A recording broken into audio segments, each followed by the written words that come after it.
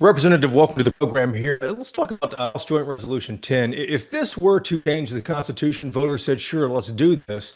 Would minority parties ever really have any leverage in Texas? Well, I don't think it's about leverage and it shouldn't be about leverage. Texas is only one of four states that has the two-thirds requirement for a quorum. So 46 states say a majority is a quorum. And that is the rule with most every organization. A majority of your members constitutes a quorum. And the minority party, to kind of answer your question, always has input. We're not enemies. We talk with each other, we work with each other. Probably 85% of the bills we pass are really nonpartisan. There's a few bills every session that seem to get everyone's blood pressure up. But even on those bills, we work with each other. We're on committees together. We're down the hall from each other. We have lunch together. And so it's not so much about leverage, it's about communication. And I think we have excellent communication. You noted Texas is one of four states not to have majority as the quorum, but Texas has always been hesitant to do this. I remember in 2015, the lieutenant governor, new lieutenant governor, had to do this in the Senate. The Republicans were against that. The Democrats, of course, were too. Why do you think Texas is always hesitant to implement this? Other states have. I don't know if it's really been discussed that hard in the past. I think what's happened, we had a walkout in 21, now we've had a walkout in 25, and it's just a disservice to the people of Texas. Quite frankly, our Constitution says we shall meet. Shall is under the Code Construction Act. It's a mandatory word. That means we must do that. It's not discretionary. And you just don't have the choice to walk away. And I think that's one of the reasons you've seen the two lawsuits, one filed by the governor, a quo warranto is what it's called, and by the attorney general. Attorney General's lawsuit deals with 13 members that they have voluntarily vacated their seat. And the purpose of those lawsuits is to determine judicially, have they in fact vacated their seats because of their decision? Really, they left for 18 days. And quite frankly, we still have some Democrats who have not come back yet. And we have enough to have a quorum, but there's still members who are still out protesting. And that just does not serve their constituents well, does not serve Texas well. We're here to introduce bills, have committee hearings, discuss it intellectually, and then bring it to the floor. And when people leave, it stops all kinds of things from happening. For instance, if you have a legitimate illness, we can't even excuse the illness because we don't have a quorum. We can't refer bills to committees. A special session, I understand, cost about $3 million. So we're just supposed to waste taxpayer dollars while people are out trying to be social media personalities or a social media influencer as they're all trying to raise money on their campaign funds. This is all it was. It was a stunt. We know that walkouts don't work and never has worked. We always have to come back to work, and then we do the bill anyway. So all that does is cost taxpayers money, it wastes our time, and it grinds the legislative branch to a halt. Not just the House. It also hurts the Senate because we can't Yeah. send bills to them. They can't send bills to us to handle. And it's kind of, quite frankly, shooting the finger to the governor that, hey, we don't care about the executive branch, even though you sent stuff to be processed. We're not going to do it. Yeah, there's no question this was a political stunt to break quorum. That's what they are. But I've been talking to some of your folks, some of your friends on the other side of the aisle, and they say, well, listen, if this were to pass and become part of the state constitution, it would just criminalize dissent. No, no, they can still have dissent. They can ask questions during our committee hearings. They can do it on the floor. They can talk to us in the hall. Quite frankly, most of the work is done not on the floor of the House. It's done in the committee. It's done in the halls. It's done over lunch or it's done over dinner when we're working on bills. It's staffer to staffer. And those things, it's just a disservice for those not to happen. What kind of reaction have you had from your Republican colleagues? Well, so far it's been excellent. I have 77 members who signed on to the bill.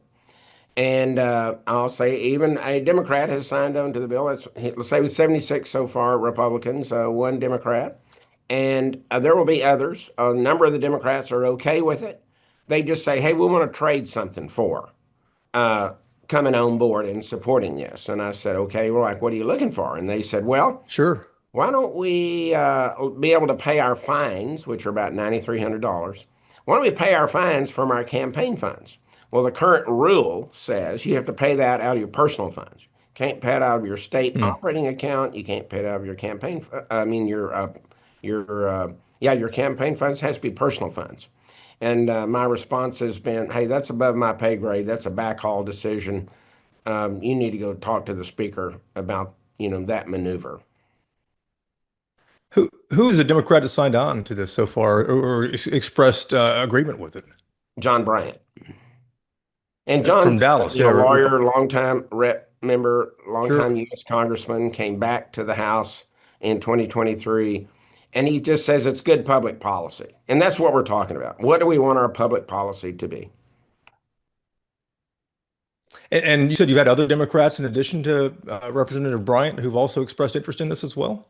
That's correct. Um, Let me, last question here. Texas Republicans the other day in caucus could not agree fully on punishing Democrats. Only 44 Republican members were willing to revoke seniority, which had always kind of been talked about among Republicans that I have spoken to. What's your reaction to that? Well, it was a great meeting. The Republican caucus decided to, number one, do nine different rule changes, or excuse me, seven different rule changes. And we agreed to pass three different bills. Those are Republican sponsored rule changes and bills. And our rules require 67%, two-thirds, 66.66, Yeah. but we had 62% that voted to do the censure, including there were three items of censure. One of those was to lose seniority for the 89th session if you were a quorum breaker. Now, some Democrats were not, as Yeah. you well know. We had about eight or nine that came and continued to participate in the process. So I think that um, that is a very good sign, even though it's not a caucus endorsed bill. Most bills never go to the caucus, quite frankly. We file 8,000 bills. They don't all come to the caucus. And so it's rare, but we were coming Yeah. together as a group. We were unified, really. When you have 62% of those present and voting are in favor of something, that's a pretty strong indication. So even though it's 44, which is half of our body, there were some that couldn't be there. They had committee hearings, some were traveling, whatever it may be. There's still a lot of support for there to be punishment along with the censure. And you think this will be next week sometime when this comes before the full House on the Just floor? being looking at the calendar, today's Wednesday already. The bill Yeah. just got referred, at least my bill, HJR 10, was referred yesterday to the committee. So the committee's got to meet and then it's got to process its way through. I do want to ask you, there are a few other ideas also. House Bill 18 prevents fundraising during walkouts. SB 48 would remove lawmakers after prolonged absences. Have you taken positions on those? Have you gotten behind those bills? I have, and I support both of those. I think that it's outrageous that you can be a quorum breaker. You're not in the state of Texas, but now you're being a social media personality, and you're out raising funds.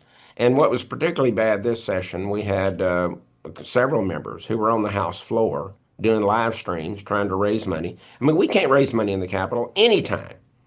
And you can't accept money in the Capitol anytime. But here we are live streaming and we have our website on there saying, give me money. I'm such a good person because I'm breaking quorum. And that is just wrong under the law. It's an ethics violation. Quite frankly, it's a criminal violation. So you can't be raising money. So I think that is fair. If you're not going to do your job, the job, look, you're hired to do one thing. You're hired to come here to Austin and do your job. You have one thing to do. And if you decide to go on vacation over in Illinois, then you shouldn't be able to receive your budget. You shouldn't be able to receive your per diem. You shouldn't be receive any of your expense allowances, and you sure as hell should not be able to go out and raise campaign funds. Representative, it's good to see you. Thank you for the time. Thank you, sir. Very nice to be in your program, and thank you for having me.